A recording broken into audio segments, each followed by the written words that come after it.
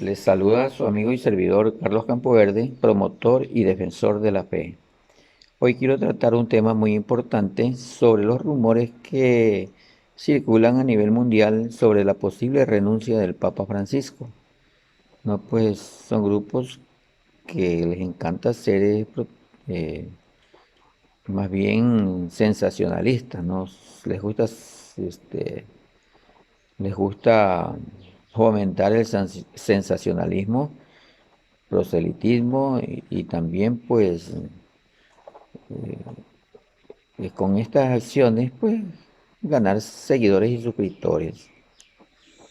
Pues se corre el rumor de que el Papa Francisco va a renunciar, pues basándose en el hecho que el Papa tiene en la Constitución de la Iglesia pues la facultad de que a los 85 años un obispo puede dimitir de su cargo.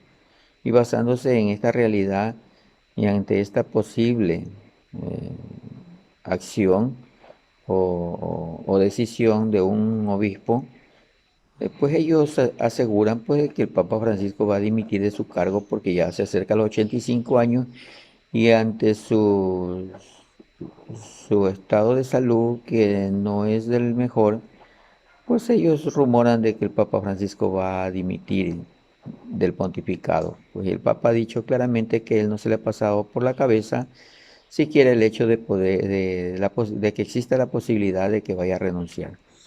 Entonces el padre Santiago Martí ha salido al frente a desmentir estos rumores, pues creo que van direccionados también por este grupo de poder, ¿no? Que a toda costa quieren implementar en el mundo el nuevo orden mundial y así pues querer dominar al mundo bajo un solo gobierno, bajo un solo mandato y quieren implantar una sola religión, no y un solo poder político. Entonces también hay la posibilidad de que estos seres oscuros que se creen dueños del mundo pues estén generando esto para crear pues caos y desequilibrar la paz y el orden del mundo, ¿no? Entonces veamos y escuchemos al padre Santiago Martí lo que nos... El Papa no se va a jubilar.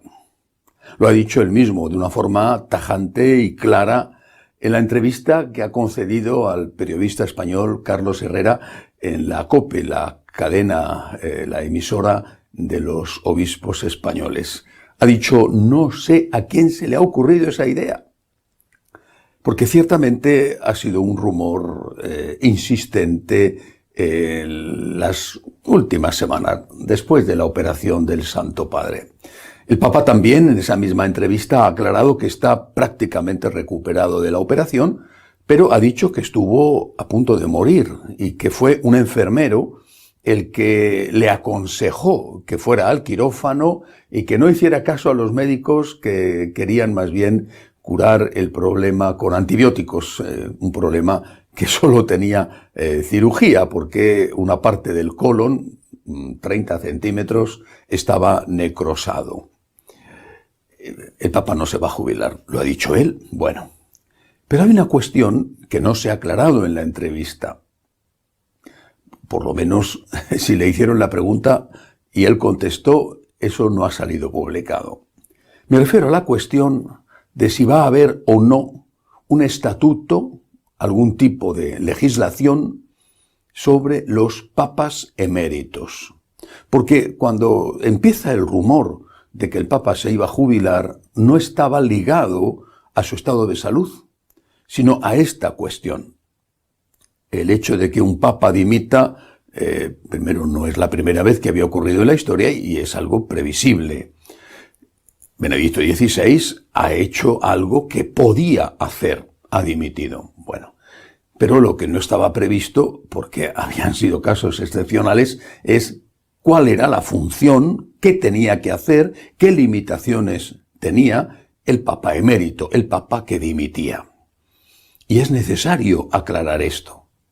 Es necesario para evitar confusiones y para evitar, quizá en el futuro, no con el Papa Benedicto, obviamente, pero para evitar en el futuro el riesgo de que la Iglesia se divida teniendo 2 o 3 papas. el estatuto sobre el papel, las limitaciones, las funciones de un papa emérito, es necesario hacerlo.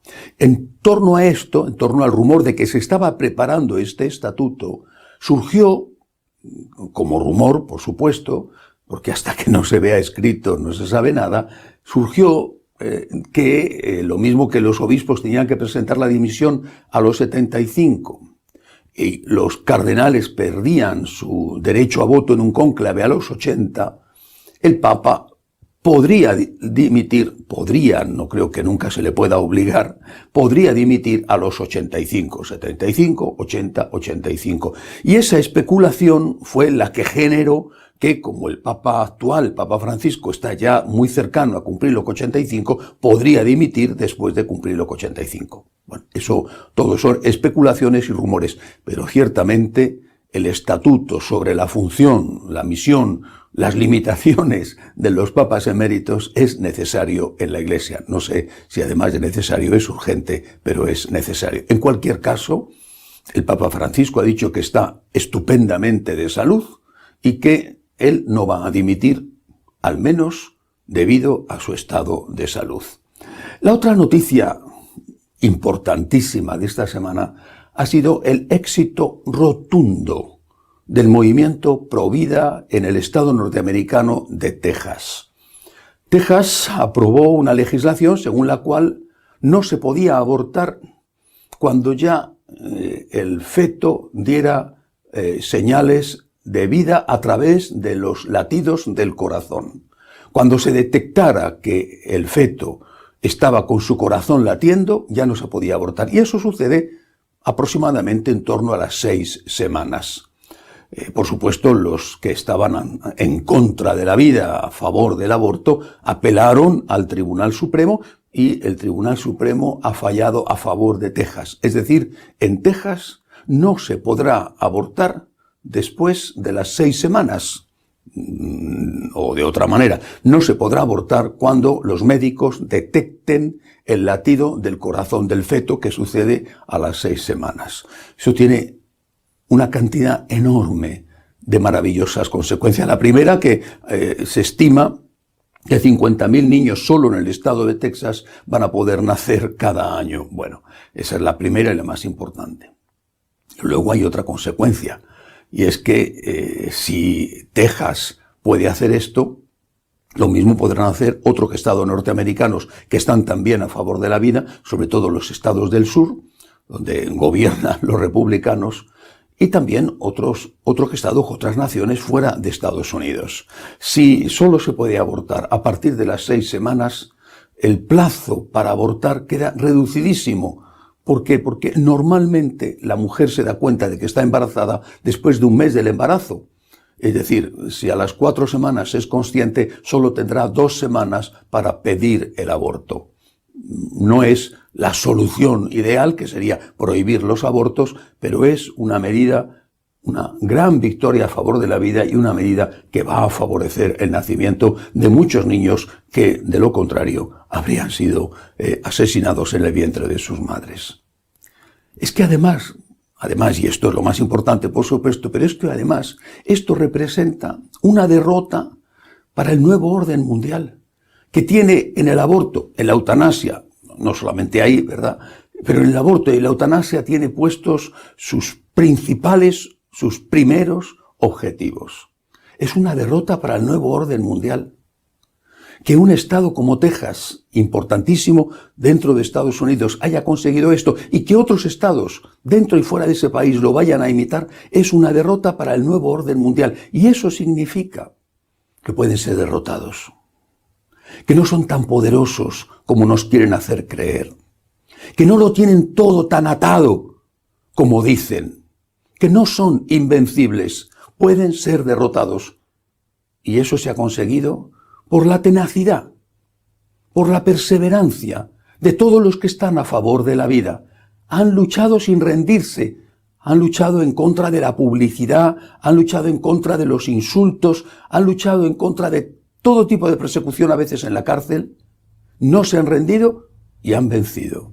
Y si el nuevo orden mundial puede ser vencido en un asunto tan espinoso, tan sensible, como es el aborto, también puede ser vencido dentro de la Iglesia.